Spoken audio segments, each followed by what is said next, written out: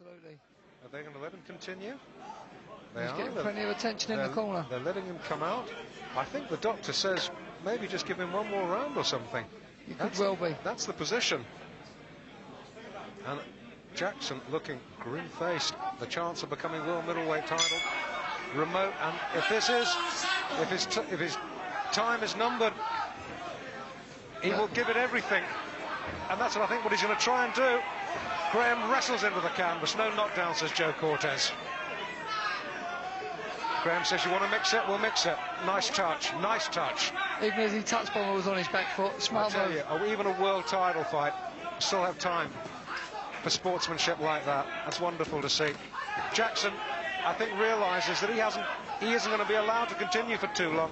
No, he's going for the one shot, and we know he's got the power and he's capable. He can take Graham with one shot. So be under no illusion about that.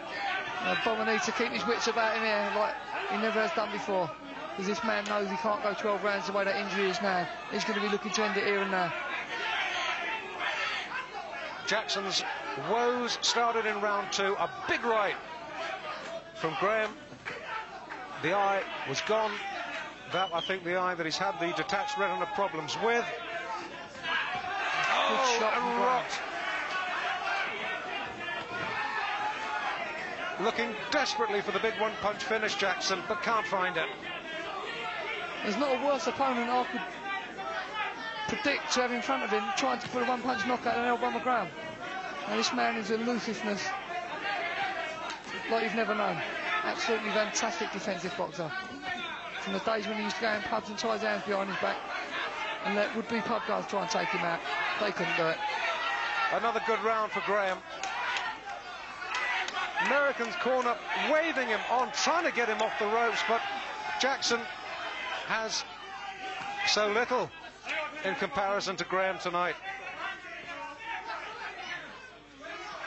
Jackson, to his credit, sticking to his task as desperate as it is. But falling ever further behind him. Oh no! That's what we were worried about. He won't get up from that. He's out. A right hand. It's all over. He is out. Oh, would you believe it? Unbelievable. Would you believe it? And he's still out. When you can punch like that, Dave, what can you say?